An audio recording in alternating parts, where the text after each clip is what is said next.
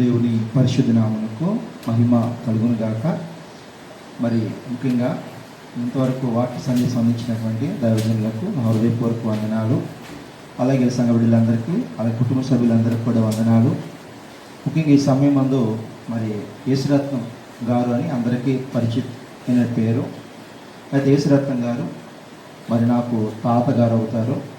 కాబట్టి యేసురత్నం తాతగారితో నాకున్న అనుబంధం చాలా బలమైంది, చాలా అనిర్వచనమైనది. ఎందుకంటే 20 సంవత్సరాల వయసులో 2 నిమిషాలు తీసుకుంటాను.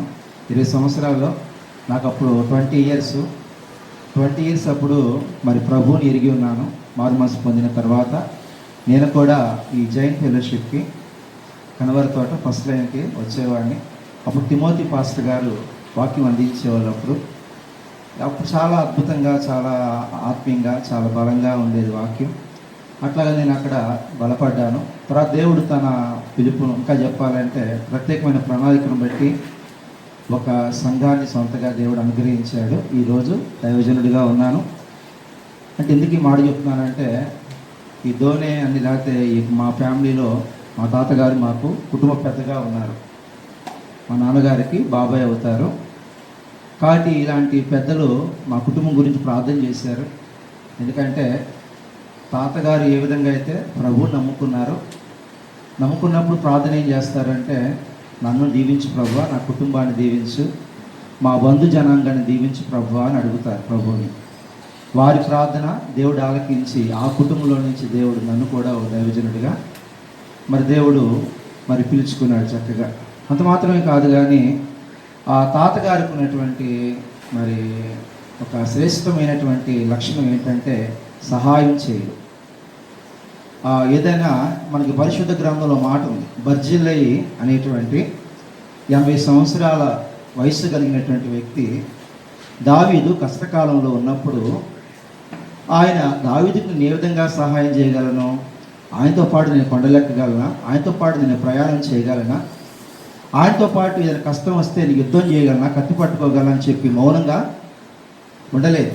ఆ వయసులో వాళ్ళు ఎలా ఉంటారంటే, నా వయసు అయిపోయింది కాబట్టి ఇంట్లో కూర్చొని ఇంట్లో వాళ్ళు అన్నం పెడితే తినటం, లేకపోతే పడుకోవటం, సమయం ఇంకా చెప్పాలని కొద్ది బలం ఉంటే ప్రార్థన చేసుకోవడం అన్నట్టు ఉంటారు. కానీ బర్జిల్లయి గమనించుకుంటే ఆ వయసులో తాను ఏమి చేయగలడో అది చేశాడు. ఎలా చెప్పగలమంటే ఆ మాట, దావీదు పరివారానికి ఆహారం కొరతగా ఉంటుంది, లోటుగా ఉంటుంది. అయితే దావీదు తన దగ్గర ఉన్నటువంటి డబ్బుతో కావచ్చు, ధనంతో కావచ్చు, ఏదైతే ఉందో ఆయన చాలా వస్తువులు పంపిస్తాడు. ఆహార పదార్థాలు, పరుపులు, వస్తువులు చాలా పంపిస్తాడు. యాక్చువల్గా ఆ వయసులో కొంచెం నిరాశగా ఉంటుంది, నేనేం చేస్తామని అనుకుంటారు. అలాగే తాతగారు కూడా నా యొక్క కొన్ని ఇబ్బందుల మధ్య వారు నాకు సహకారుగా, నాకు తోడుగా ఉండి, నా యొక్క ఇబ్బందుల్లో నేను కూడా తోడుగా ఉంటానని చెప్పి నాతో పాటు వారు కొన్ని కార్యక్రమాల్లో ఉన్నారు. సమయం లేదు కాడని చెప్పదలుచుకోలేదు. అయితే ఇప్పుడు దైవజనులు చెప్తున్నప్పుడు సారము మరి గమనించుకుంటే, సారము కదా అంటే ఒక విధంగా చెప్పాలంటే దాన్ని బలమని కూడా అనవచ్చు కదా, లేదా పచ్చగా ఉండటం. ఇంకా మనం గమనించుకుంటే మనకు బాగా తెలుసు, మనం బలంగా ఉండాలంటే, ఆరోగ్యంగా ఉండాలంటే ఏమని ఆలోచన చేస్తారంటే ఎక్సర్సైజులు చేయాలి కదా, వ్యాయామం చేయాలి. తర్వాత మనం గమనించుకుంటే మంచి ఆహార పదార్థాలు తీసుకోవాలి. తర్వాత మనం గమనించుకుంటే ఇష్టమైన పదార్థాలు కాదు, కానీ మనకు ఆరోగ్యాన్ని కలిగించే పదార్థాలు తినాలని, దాని ద్వారా ఆరోగ్యం కలిగి ఉంటాం, బలం కలిగి ఉంటాం, ఎక్కువ కాలం జీవించగలం అనుకుంటాం. కానీ ఆత్మీయంగా మనం గమనించుకుంటే మనకంటే ఆహార పదార్థాలు బాగా తిన్నవాళ్ళు, మనకంటే వ్యాయామం చేసేవాళ్ళు, మనకంటే ఎన్నో నియమ నిబంధనలు పాటించేవాళ్ళు ఆరోగ్యంగా ఉన్నట్టు ఏమి కనబడట్లేదు. అయితే అది ఈ లోకంలో కొంతకాలం ఉండొచ్చేమో, కానీ ఆత్మ సంబంధంగా మనం గమనించుకుంటే ఇశ్రాయేలు బలం ఎందులో ఉంది అని అడిగితే కనుక, ఇశ్రాయేలు బలము ఎందులో ఉంది? మనకు సామెత ఒకటి ఉంది, చిన్నప్పుడు పుస్తకాల్లో లేదా చిన్నప్పుడు చెప్తూ ఉంటారు, మాంత్రికుడి యొక్క ప్రాణము లేకపోతే బలం ఎందులో ఉందంటే ఒక చెప్తారు, ఏమని, చెట్టు త్వరలో ఉన్నటువంటి ఆ యొక్క పక్షిలో ఉంది అన్నట్టు చెప్తారు.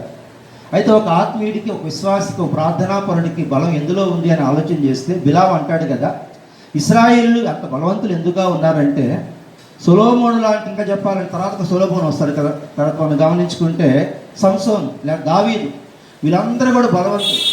బిలాము కాలంలో మోషే ఆధ్వర్యంలో ఇశ్రాయేలు చాలా బలంగా ఉంటారు, వారిని జయించలేకపోతూ ఉంటారు. అప్పుడు మోయాబీలు భయపడుతూ ఉంటారు, అసలు ఇశ్రాయేలు ఇంత బలం కలిగి ఎలాగా ఉన్నారు, వీరి మాట వింటేనే శత్రువులు మునిగిపోతూ ఉన్నారు, వారి పట్టణాలు జయించలేకపోతున్నారు అనుకున్నప్పుడు మనం గమనించుకుంటే ఇశ్రాయేలు బలం అంతా వారి దేవుల్లో ఉన్నది. దేవుడు వారికి గనక తోడుగా ఉన్నంత కాలం ఒకటి. రెండవది, ఇశ్రాయేలు దేవునితో వారు ఉన్న అనుబంధం గనక ఎంతో బలంగా ఉంటే గనక వారిని ఎవరు జయించలేరు అని చెప్తాడు.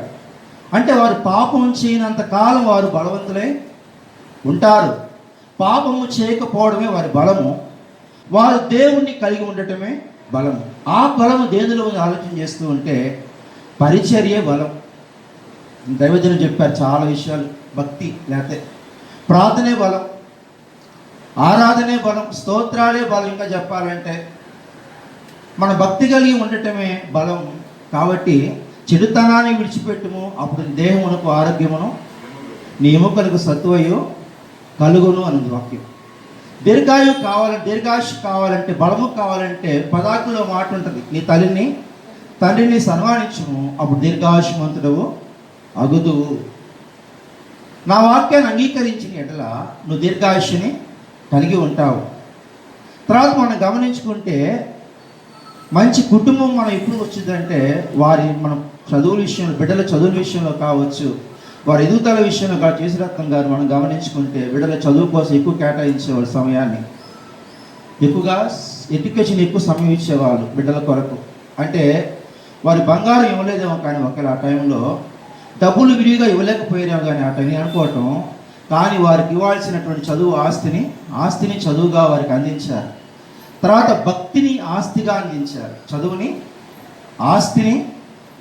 తర్వాత దేవుణ్ణి, ఇంకా చెప్పాలంటే దేవుణ్ణి కలిగి ఉంటే ఎంత ప్రయోజనకరం అని బిడ్డలకు నేర్పించారు. బిడ్డలు ఆ విధంగానే నడుచుకున్నారు, బిడ్డలు ఆ విధంగానే ఎదిగారు.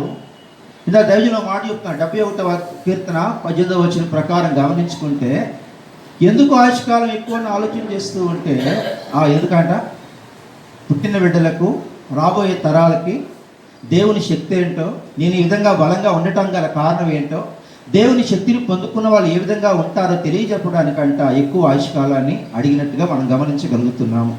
తర్వాత మనం యేసురత్నం గారిని గమనించుకున్నట్లయితే మనం చాలా సంవత్సరాలు అడుగుతూ ఉంటాను నేను, తాతయ్య మీకు స్పష్టంగా కనబడుతూ ఉంటుందా, మీరు బాగా మరి మాట్లాడగలుగుతున్నారు, బాగా చూడగలుగుతున్నారు, బాగా ఇప్పుడు బలంగా ఉన్నారు అని అడిగినప్పుడు తాతగారు మాట అనేవాళ్ళు, ఇప్పుడు కూడా నా ఖర్చు బాగానే ఉంది, నా జ్ఞాపశక్తి బాగానే ఉంది అని అన్నమాట. తాతగారు అన్న మాట ఏంటంటే, తాతగారు ఈ సమయంలో చాలా బుక్స్ రాశారు కదా, ఇంకా నీ ఆలోచన ఏంటని అడిగితే కానీ తాతగారు అన్నారు, ఇంకో బుక్ రాయాలని ఉందయ్యా అంటున్నారు. అంత ఓపిక, అంత జ్ఞాపకము, అంత శక్తి, లేకపోతే అంత ఆశ, జీలు అనేది ఎలా ఉంది అంటే దేవుడిచ్చినటువంటి జీలే. కాబట్టి ప్రార్థనా పనులు బలమేంటో, ఇలాంటి దైవజనులు కుటుంబాన్ని దర్శిస్తే అదే బలం ఆ కుటుంబానికి. ఇలాంటి దైవజనులు ప్రార్థనా పనులు బలము, మోకాళ్ళ ప్రార్థన, ఆరాధన చేసే వారి బలము వారి కుటుంబంలోకి, వారి ఇళ్ళలోకి వచ్చినప్పుడు ఆ బలాన్ని బట్టి ఆ కుటుంబ సభ్యులందరూ కూడా దీవించబడతారు. ఏమంటున్నాడు, భౌతిక ఆశీర్వాదాలు కావచ్చు, ఆత్మీయ ఆశీర్వాదాలు కావచ్చు, అవన్నీ పొందుకోవడం గల కారణం ఏంటంటే దైవజనుని ప్రేమించటం, దేవుణ్ణి ఇంకా చెప్పాలంటే పాదాల దగ్గర కూర్చోవడం, నేను నా ఇంటి వారిని యెహోవాను సేవించడం అనే మాట ప్రకారంగా మరి తాతగారు తన ఒక్కళ్ళే కాదు కానీ తన కుటుంబం అంతటిని కూడా ప్రభువులకు నడిపించారు. వారి ప్రార్థన వల్లే నేను కూడా ఈ విధంగా ఉండగలిగాను. అంత మాత్రమే కాదు కానీ వారి బలానికి కారణం ఏంటంటే ఇలాంటి దైవజనుల ప్రార్థనలు, ఇలాంటి పాటలు, ఇలాంటి పరిచర్యే వారి బలానికి కారణం మరి ముఖ్యంగా చెప్తున్నాను. కాబట్టి ఈ యొక్క దేవుడు ఇంకా వారికి ఆరోగ్యమును, శక్తిని, బలమును, దీర్ఘాయుష్ను ప్రభు దేవుడు దయచేసి దేవుడు దాచిన వేలు ఎంతో గొప్పది అన్నట్టుగా ఇంకా వారు కళ్ళారా చూస్తూ ఉండగా బిడ్డలు బాగా చదువుకున్నారు. తాతగారు కళ్ళారా చూస్తుండగా మంచి మంచి ఉద్యోగాలు చేస్తున్నారు. వారు కళ్ళారా చూస్తూ ఉండగా వారికి ఉన్న మనవళ్ళు, మనవరాళ్ళు కూడా చదువుకొని విదేశీ, ఇంకా చెప్పాలంటే అబ్రాడ్లో ఉంటున్నారు. అంటే వీరు కల్లారా చూడగలుగుతున్నారు, కల్లారా బిడ్డల్ని చూడగలుగుతున్నారు, బిడ్డల్ని చూడగలుగుతున్నారు. అంటే కేవలము దేవుడు వారిని ఇంకా ఆయుష్కాలం ఇచ్చింది. ఎందుకంటే నువ్వు నమ్ముకున్న దేవుడు ఎంత గొప్పవాడు. నిన్ను మాత్రమే దీవించే దేవుడు కాదు, కానీ నీ తర్వాత రాబోయే తరం, నీ పిల్లలు ఎంతమంది అయితే ఉన్నారు వారందరినీ కూడా అన్ని విషయాల్లో వర్ధిల్ల చేస్తాను. నువ్వు కళ్ళారా చూస్తావు, నువ్వు చూడబోతున్నావు అన్నట్టుగా దేవుడు ఈరోజు చక్కగా తాతగారు మంచి ఆరోగ్యం ఇచ్చాడు. కాబట్టి వారి బిడ్డలందరినీ దేవుడు దీవించాలని కోరుకుంటున్నాను. నాకు కూడా బాక్సింగ్ గారి ఫెలోషిప్తో లేకపోతే మంచి సహవాసం ఉంది. వారి పాటలని నాకు కొంచెం ఎక్కువ రావు, కానీ కొన్ని పాటలు వచ్చు. తిమోతి పాస్టర్ గారు, చాలా కింద జయరాజ్ గారు ఉన్నారు కదా, వారి వాక్యాలు కావచ్చు, తర్వాత చాలా వాక్యాలు నేను విన్నాను. వారి పాటలు కూడా బాగా ఇష్టం. అయితే ఈరోజు ఈ విధంగా దైవజనుల మధ్య కూర్చోవడం అనేది నాకు చాలా గొప్ప ధన్యతగా భావిస్తూ నా యొక్క సమయాన్ని చిన్నవాడు చెప్తాను. నాకు ఏంటంటే ఇద్దరు ఎలా కూర్చున్నారో సీఎంలో ఎప్పుడు కూడా ఇలాగే కూర్చొని ఆ తబలా కొడుతూ లేకపోతే కీబోర్డ్ ప్లే చేస్తూ ఉంటారు. ఏమన్నా అప్పుడు 20 ఇయర్స్ అప్పుడు ఇలాంటి యవనస్తులు నాకు చూసినప్పుడు, అరే నేను కూడా ఈ విధంగా దైవజనుల పాదాల దగ్గర కూర్చొని బైబిల్ చదవడం, లేకపోతే వారికి అనుకూలంగా ఉండటం, సహకారులుగా ఉండటం అనేది నేను చాలా ధన్యతగా భావించేవాడిని. చూస్తున్నప్పుడు నా 20 సంవత్సరాల వయసు గుర్తొచ్చింది ఇప్పుడు. కాబట్టి దైవజనులు చెప్తూ ఉండగా యవనస్తులు ఇద్దరు కూడా వెంటనే అందిస్తూ ఉన్నారు. కాబట్టి ఆ గొప్ప ధన్యత లేకపోతే ఆ గొప్ప అనుభూతి నాకు దేవుడు అందించినందుకు నాకు చాలా సంతోషంగా ఉంది. మీకు అందరూ కూడా ప్రత్యేక వందనాలు. ఇచ్చిన సమయాన్ని బట్టి కుటుంబ సభ్యులకు, దైవజనులకు నా వందనాలు తెలియజేస్తూ నా మాటలు ముగిస్తున్నాను.